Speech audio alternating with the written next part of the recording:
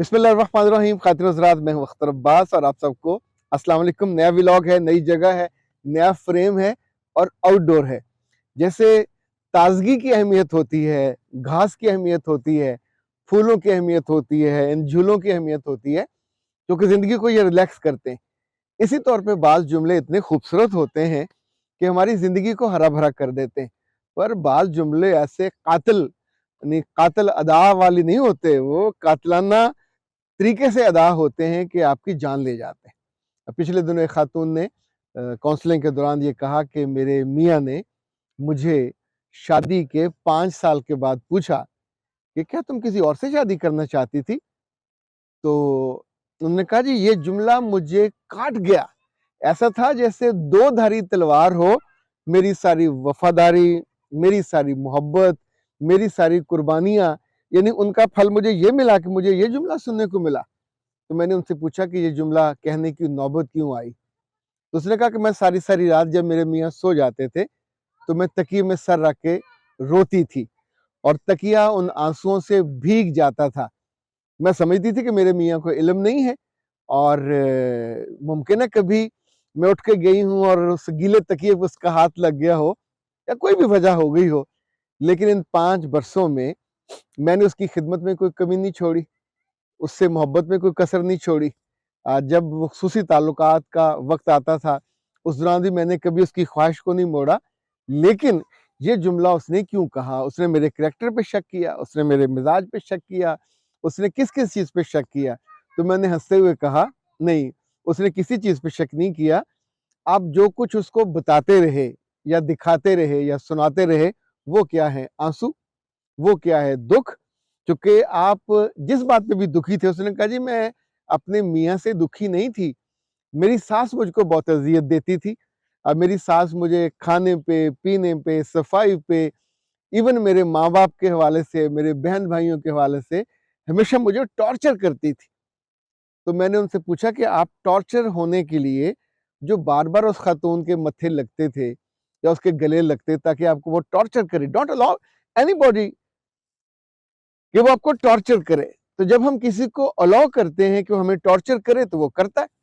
यानी एक आध शटअप कॉल जो अकेले में आप देते हैं, अगले बंदे को कहीं तो अंदाजा हो जाए कि ये जगह इतनी भी नरम नहीं है कि मैं हर वक्त बात करती रहूं और आगे से। अच्छा, जो डरी हुई लड़कियां होती हैं, सहमी हुई लड़कियां होती हैं या बज़ाहिर ये शो करती हैं कि हम बड़ी साबर और शाकर हैं, ये साबर और शाकर वाला मामला नहीं है, ये हमाकत वाला मामला है। अगर आप में ये जुर्रत नहीं थी अपने मियाँ से डिस्कस करने की, उनसे बात करने की, क्यों नहीं थी? कर लेनी चाहिए थी। यानी जब भी मियाँ एक इंसान ही होता है ना, और अच्छा खासा माकूल इंसान होता है। इन 5 सालों में तो 1-2 बच्चे भी हो जाते हैं। तो उस बीच में आप उसके दिल के करीब भी हो जाते हैं, उसकी थोड़ा रूह को भी छूने लग जाते हैं। और अगर गिला ना भी करें, शिकवा ना भी करें, शिकायत ना भी करें, तो ये तो बता सकते हैं कि अम्मा ने आज फिर मुझे ज़ख्म दिए, और बड़ी मोहब्बत से देती हैं, ये और ये कहा। अच्छा, उसके बाद आपने उस बात पे पहरा नहीं देना, बात को कम्युनिकेट कर देना, कह देना और फिर आगे अगले मौजू पे, अगली खिदमत पे जुट जाना। क्योंकि जब आप ये बात नहीं कहोगे तो मियाँ लाज़मी तौर पे ये समझेगा कि जो रोती है छुप-छुप के सारी सारी रात, पता नहीं किसको याद करती है। यानी ये कभी भी ध्यान नहीं जाएगा कि अपने किसी गम को, इंसल्ट को या बेइज्जती को रोती है। आम बंदा भी यही सोचेगा, खास बंदा भी यही सोचेगा कि ये वो क्या कहते हैं, रोवे यारा नू, और कोई इसी तरह का है। अ, जैसे वो माँ के बारे में कहा जाता है ना कि कहना नो नू और कहना धी नू, सुनाना नो नू। तो इसी तौर पे पंजाबी में ये भी कहा जाता है कि रोवे ना यारा नू, ना ले लेके भरावां दा, कि भाइयों का नाम ले लेके हाय मैं मिस करती हूँ या ये करती हूँ या वो करती हूँ। तो इनफैक्ट वो रोती किसी और को है। अच्छा, ये सारे जुमले, ये सारी बातें, ये सारे मुहावरे या जो अखान हैं, ये बेवजह नहीं है, इनके पीछे एक पूरी हिकमत होती है। तो आंसू हमेशा दुख और दर्द और आपकी तन्हाई के नहीं होते। जब आप मियाँ की मौजूदगी में बहाते हो और मुंह परे करके बहाते हो और अपने तकिए को अपना हमराज बनाते हो, تو تکیہ بھی تو عورت کا ہی ہے نا، وہ عورتوں کی طرح راز رکھتا نہیں ہے، بتا دیتا ہے۔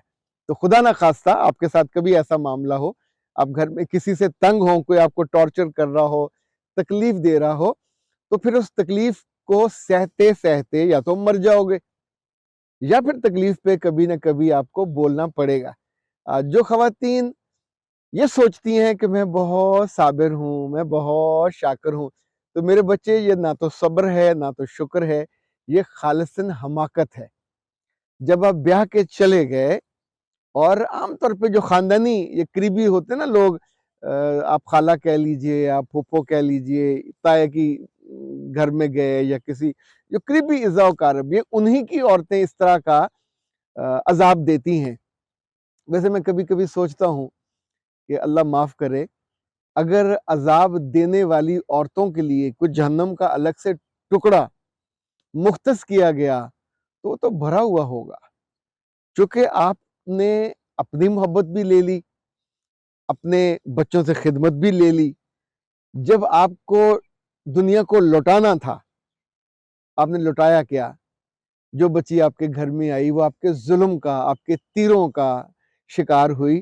اور آپ سوچیں جتنی زندگی، یعنی میں ایسی بچیوں کو، خواتین کو جانتا ہوں جو سسرال میں 15-20 سال کے بعد بھی ان کی آنکھوں سے آنسو خشک نہیں ہوتے، چونکہ وہ جو ساسیں ہیں تب تک زندہ ہوتی ہیں اور دکھ دیتی ہیں۔